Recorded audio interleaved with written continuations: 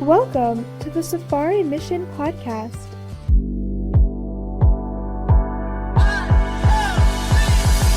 Welcome back to the Safari Mission Podcast. I am Reverend Cathrine Ligard. And I'm Reverend Vidar Ligard. We're coming to you from Nairobi, Kenya. Today we want to talk a little bit about debts and loans. Should we use loans? Are loans ever a good thing to do? Yeah, they can be. There are good loans, there are bad loans. And so it depends a lot on the situation. A good loan is a loan that's going to help you reduce your expenses. Right. Or it'll help you increase your income. So really, a loan is only a good loan if it causes your cash flow to be better. Right. So what does that mean? For example, if you invest in a business and that causes your cash flow to go up, that can be a good thing. If you live really far away from work and your public transport, your buses, your matatus is really, really expensive, there are cases where it would be a good thing to get a motorbike or a car because it's going to give you back a lot of time. It's going to reduce a lot of expenses for you. But even with good loans, there's a lot of variables and you really have to know some things about how to use those loans properly. Yeah, I would say that even understanding what a good loan really is takes a bit of maturity to get there. So until you have a grip on the basics is what I like to say, because so many people, they want to get to the more advanced things and they have no foundation. They don't have a grip on the very basic of finances, and they're trying to jump ahead and using loans when they don't even know and understand how loans can effectively be used without taking a huge risk. And so a lot of people actually need to evaluate their personal finances and understand how to use money before even getting into loan, because so many loans are what we call a bad loan. Yes, so there are good loans, and we will talk about good loans. But before we get there, what are bad loans? Any loan you use to just spend, like a consumer loan we would call it, is bad because you're spending more than you have. You're telling me I can't borrow money to buy me a Coke? No, don't do that. Just Or a drink. lunch? Yes, no. Don't do that, because that is not money you're getting back. You ate it, you drank it. It's gone. It's not producing you any income. What about new clothes? No, don't do that, because the clothes are not producing you income. What about my friend's wedding? No, it's good to be generous, but you're generous with the money you have, not the money you don't have. So we don't borrow money for lunch, for personal needs, for things that are daily expenses, for your food, for your upkeep, your electricity bill, Your fare. your matatu. Right. So loans in general, really, loans are a bad thing. Unless you can actually prove in this particular case, I will end up with an increased income as a result of this loan. Right. So before you even ask for money for someone, you got to think, is this money going to produce more money for me or less money for me? And of course, people feel the need to borrow money because they are stuck with no money and they have to do some things. And they end up borrowing from a personal friend, M-Pesa loans, Felisa. You know, what is that? It's like you're spending the money in advance before it has come in. That is not good because you're spending more than you're getting in. And that way we'll always be in debt. Yeah, but all my friends are going out for this meal. I haven't seen my friends for a long time. It's a Friday night. Right. Everybody just had their payday. Yep. And I really want to be with them. I know. And I don't have the cash, and they all got their pay. And so what do you do? Right. You know, that rich and successful people has made a lot of sacrifices to get where they're at. And that's what people don't realize. And a lot of successful people have said no to those opportunities. And they have focused on building either their business, building their personal finances, investing. And they got there by not going to all these opportunities that cost money, that doesn't produce money. And, you know, so many times we get into debt because we want to look good. We want to impress other people. We want to show that we can afford these expensive clothes. We can afford going out with friends. We don't want to miss the social life, of course. But if you don't have the money to do that, a lot of times what people don't realize that they don't have the money either, and they are using their loans to go out and eat. And they're putting themselves in debt too. But you don't have to do the same because it's your life and you're the one who's going to suffer for it later. You know, there's an expression that I've seen that I thought it was a good expression that says, stop buying stuff you don't need with money you don't have to impress people you don't like. That reminds me, I remember we had a next door neighbor actually living in his mom's house. The mom lived somewhere else, so it's basically living for free in this house. The house is old, it's run down, the paint is falling off the walls, it looks absolutely terrible. The yard was overgrown, there was trash everywhere. And this guy didn't have a job. He finally gets a job, and he's had the job for just a few days. Then he goes to the car dealership because now he has a job. And he picks out the most expensive car on the lot. Wow. He picks out the V8. You remember this. Right. And he drives this super expensive car home, which I don't even know if there was enough money in his paycheck to pay for the gas on that thing. Right. And he drives it home and goes, yeah, I probably did something stupid. So what he did was he bought a car where basically 100% of his paycheck Right. is going to go to a car that he really didn't need just to impress somebody who knows who. He didn't even have anybody to impress because he didn't even have friends. Right. And that's the thing. So many times we just feel like we need to look good, to have a facade, and then we can't afford the facade because we think that we gotta be like everyone else. But a lot of times, either everyone else is also in the same bad position and they're spending money they don't have, or they actually have money to spend, and what they spend is not going to make them suffer later. And so you just need to realize that I don't have to impress people and get into debt because of that. And I just have to start building myself. Later, I can get to a place where I can afford these things because I'm building myself up. I'm saving, I'm investing, and that's going to be a whole other episode. But, I'm increasing over time, and with time I can do it, but right now it's not the time for me to spend. The Bible in Proverbs 12, chapter 12 and verse 9 talks about this. And the NIV version says, it's better to be a nobody and yet have a servant than to pretend to be somebody and have no food. Oh, we've seen so many people that they're buying a Mercedes or even just nice clothes that they really don't have the money for. And they're suffering in so many other areas because they're putting on an expensive facade. Right. They can't afford it. And what does it say? To be a nobody means you don't have a name yet, but you have someone helping you. You have a servant. So you're getting the help you need to increase over time. Yet people think you're nobody. Then to pretend to be somebody, to pretend to be the big guy with the expensive car and the expensive clothes and have no food. In other words, you spend all your money on all these things and you can't even eat yourself. You can't even keep up your life yourself. So a little bit of self-discipline before we get to the loans. But now getting back into loans, let's just look at a specific example. What about getting a loan for a motorbike? Well, it's a good question. Yeah, right.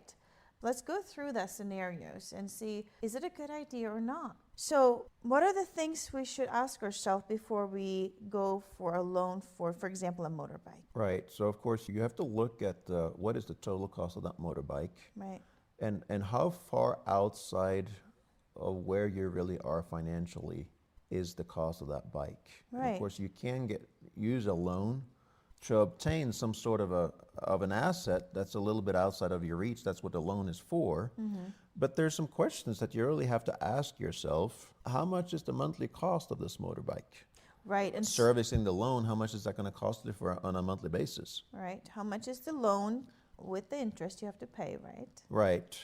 But then, remember, on a motorbike, it's not just a matter of paying a loan. There is other things on that bike. There is insurance, there's the fuel every month, there is the maintenance and repairs, and then there is other pressures of, wanting a nicer seat and things like that. So realistically, how much is this going to cost you on a monthly basis, and how long is it going to take you to pay this loan off? And I think a lot of people forget that it costs money to own a motorbike, it costs money to own a car, like you mentioned, insurance. You have to pay that every month, every year, however, which frequency you set, but it has to be paid. There are going to be maintenance. You got to do an oil change, whether you like it or not. If not, you're going to ruin the engine, and your whole investment, so to speak, if you call it an investment, goes down because you didn't take care of it. And so taking care of it to make sure it performs at its best and is not being damaged, it actually costs money every single month to do. So it's a matter of getting the full cost of everything that this is going to cost. And it's the same, I mean, people get in the same kind of situations even with an airplane. They find out, oh, I finally have the money to buy the airplane, Right. but never take the time to sit down and go, how many hours are you going to have to spend on maintenance on this thing? And of course, you know, the major cost on an airplane is not the buying of the airplane, it's Right. the maintenance that's the major cost. Right. And so these are things that you really have to think through and consider. Even the fuel part, I'm not sure if people are realistic how much you need to fuel with and how much it's going to cost you every day and every trip. But those are the calculations you have to sit down and be very realistic about and calculate out. Yeah, and really, you know, you're easily tempted to think, okay, this motorbike is going to replace my public transportation. I go from home to the supermarket, I go from the supermarket to work and maybe kids to school. But the reality is once you have the motorbike, ease of transport is so much easier than the matatu that you will end up using it more. Yes. So you will end up spending more in fuel than you originally think to calculate because the only road you considered was from home to work back and forth every day, but you'll end up with more. Right. Now, when you figured out the monthly cost of that thing, you ask yourself, how much money is it going to save you? How much are you spending on public transportation that you'd no longer spend? Right. You have to add all of that up. There might be some time considerations because the motorbike certainly can save you a lot of time going back and forth to work. Well, how are you going to use the saved time? How are you going to use it? Is that going to be time spent on YouTube and in front of TV and on Facebook? Right. In other words, are you still not using your time effectively? Yeah. Then the time saved really is not time saved. You're just going to shift the time over to something else to waste it on. But if you're using that time effectively, you can work longer hours because you don't have a matat anymore, or you can spend more time investing in yourself, then that might be a valuable thing to consider. Exactly, and that's when you hear the expression time is money, there's a truth to that, but that's because what you can produce in time is high, meaning you're actually being very productive in the time you're saving. And if you're not being productive in the time you're saving, it's not worth spending more money if you're not then producing more money. Right. Then that motorbike, is that going to be an asset for you? Is it an item that's going to help you produce income? Well, if you use the motorbike as a taxi, maybe so. But we've also seen a lot of people that are very optimistic about, well, this asset's going to produce me income, but in the end, it doesn't work out like you think. Yeah, so I've seen people go, well, if I ferry people from home to work, the cost of a piki or a motorbike ride is maybe it's 50 shillings or 100 shillings, and you say I can do that every single day. Is that really realistic? You know, if you go to a street corner and see the bodas, there might be 30 bodas sitting at the street corner. And so now you have competition from 30 other people. Have you ever tried to sell your services as a taxi ride? Do you know the work that's involved with that? Maybe it's worth trying, like borrowing a bike for a week, for 2 weeks, maybe for a month, to see how will you really do if you try to become a taxi driver, because selling is also work that you don't think about if you've never done it before. Right. So a lot of people are not very realistic. They're what I call, they're hopeful. They have wishful thinkings. They wish they can do it. But when it comes to the reality, can you really do it? Can you really, and are you going to really put in the hours it takes to get those customers? Do you have the hours to put in, you know? Because if you have another job, how much time do you have left? Do you have the time to spend? And we got to learn to be realistic in evaluating ourselves and not just put on scenarios that sounds great on paper, but that don't work in reality. And like you said, renting or borrowing a bike for a month to try to see if the money adds up, to see if you can sell your services, that's a great idea because you haven't locked yourself into a loan. Once you've locked yourself into a loan, you're kind of stuck with it. Right. You have to keep going whether you have the money for it or not.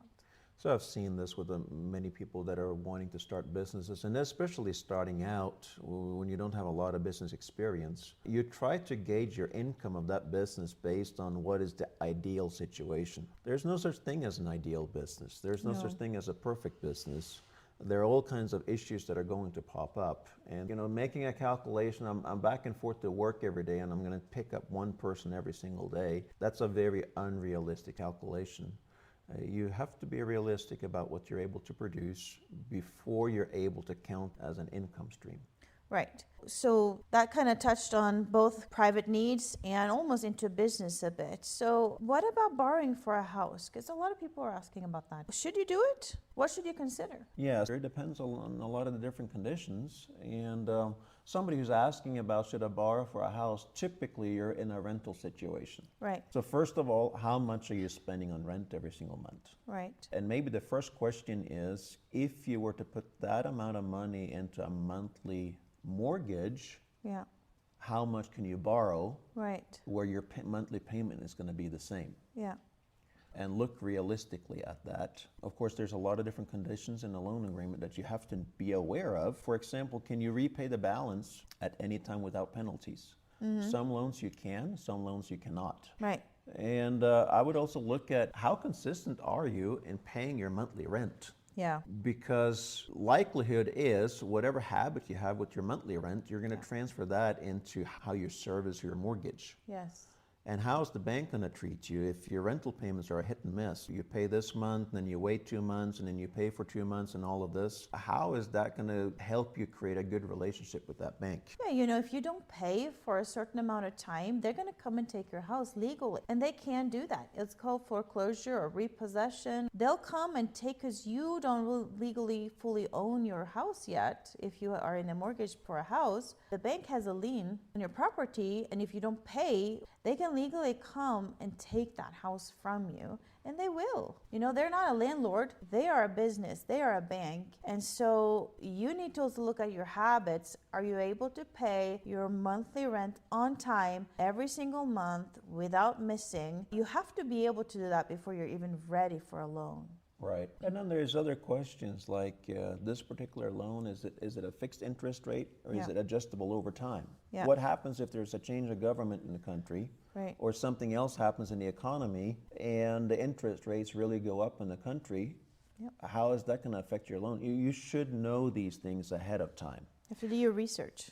Do your research. And then this home loan, is it a 5-year loan you're talking about? Is it 10 years? Some places it's a 25-year loan. Yep. How certain are you of your income stream over the next number of years that you're having this loan for? Exactly.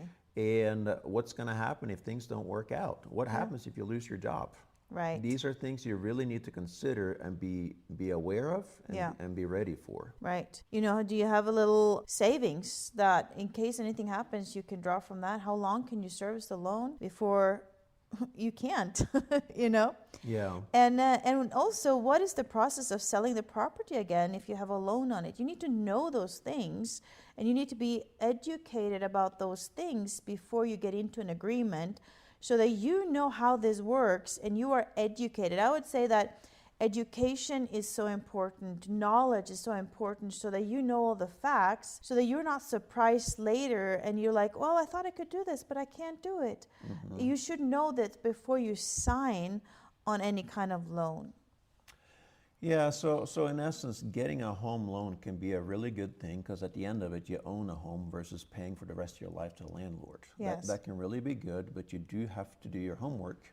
Right. Otherwise, you may end up like Proverbs 22, verse 7 says, the rich rules over the poor, and the borrower is a slave to the lender. We don't want you to be a slave. Right. But if you don't manage a loan correctly, you will find out that you will be a slave to your lender, and that's not a good situation to be in.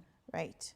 So to wrap it up, there could be occasions where a loan can work for your benefit, but you really have to be mature and you have to know what you're doing. You need to be educated. You need to have the knowledge, and you need to have control on your personal finances before you even consider going into a good loan situation. And then consumer loans are just never good. Right. So you have to learn to quit using bad loans Yeah. before you're ready to have a conversation about using a good loan. Exactly. So you have to stop all these consumer loans, borrowing for your friends and all of this, payday loans, all that stuff has to stop before you're really ready to engage in a good loan. Yeah. And so that's just a little bit basics about good versus bad loans, debts and loans. Hopefully that is a very introductory thing about loans for people who might wonder about these things. And so we're hoping that helps you out a bit. Until next time, God bless you. Remember, God wants you to be the head and not the tail. And one of the ways to get there is by learning how to become the head. God bless you. God bless. Thank you so much for tuning in, and we will see you again next Saturday.